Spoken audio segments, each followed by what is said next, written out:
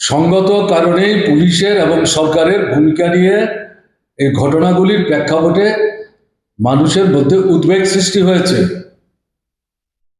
প্রতিদিন খুনের ঘটনা ঘটছে, যুবক যুবতী, এবং কিনারা করার আগেই দেখা যাচ্ছে দায়িত্বশীল অফিসাররা আগাম বলে দিচ্ছেন এগুলো আত্মহত্যা। এর অর্থ হচ্ছে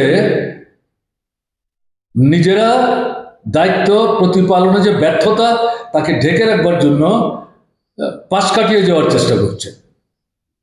এবং এই যে অরাজকতা চলছে, আরে থানার সামনে আগরতলা শহরে কান পাশা ছিনিয়ে নিচ্ছে, কানের লতি ছিঁড়ে দিচ্ছে, গলার হাত জোর করে নিয়ে চলে যাচ্ছে, হাতের সোনার বালা জোর করে ছিনিয়ে নেওয়ার চেষ্টা করছে থানার সামনে আগরতলা শহরে। চুরি, ডাকাতি, রাহাজানি, এ তো নিত্য নৈমিত্তিক ঘটনায় পরিণত হয়েছে। আইন শৃঙ্খলা এ তো বহু আগেই তার সমাধি হয়ে গেছে। এ তো জঙ্গলের শাসন চলছে। কোথায় সরকার? আপনি যে কোনো বিষয় প্রশ্ন করেন, সমস্ত বিষয় তো মানুষের মধ্যে খুব বিক্ষোভ এখন জমছে, এবং এটা যে কোনো সময় যে কোনোভাবে কিন্তু বহিঃপ্রকাশ করতে পারে।